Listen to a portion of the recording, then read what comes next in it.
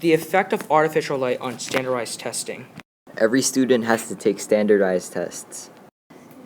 But is there a way to improve scores without spending hours studying?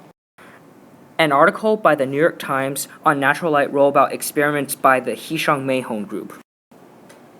The Hisham Meihong Group of Sacramento, California, found that among comparable student standardized test scores between 1998 and 2002 in California, Colorado, and Massachusetts showed as much as a 26% increase on the test scores of students who attended classes in buildings primarily illuminated by natural lights compared to those who were in buildings primarily illuminated by artificial lights.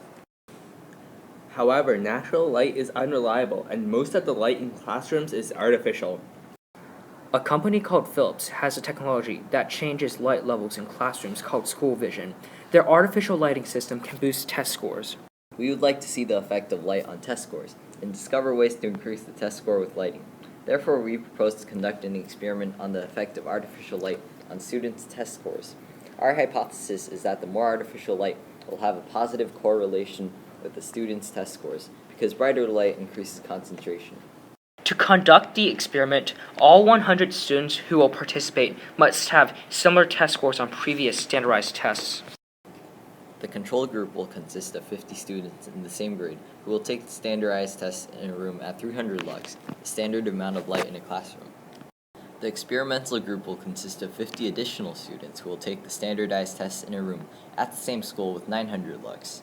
To obtain 900 lux light, we will replace the standard classroom light bulbs with light bulbs of higher lumen. The standardized test will be administered to both the control and experimental groups at the same time on the same date. The amount of light in the testing locations will then be monitored to ensure consistency. We will then compare the test scores between the experimental and control group by creating a scatter plot. At the conclusion of this experiment, we will share our findings with school administrators. Based on the results of the experiment, further experiments with more students should be conducted to further validate the results. Other experiments could involve analyzing the effect of hours of sleep or time of day on standardized test scores. It is important to gather data on whether the number of hours of sleep that students are getting impact their scores. In addition, a student's circadian rhythm might affect test scores. Having students take tests at different times of day would be an experiment worth conducting.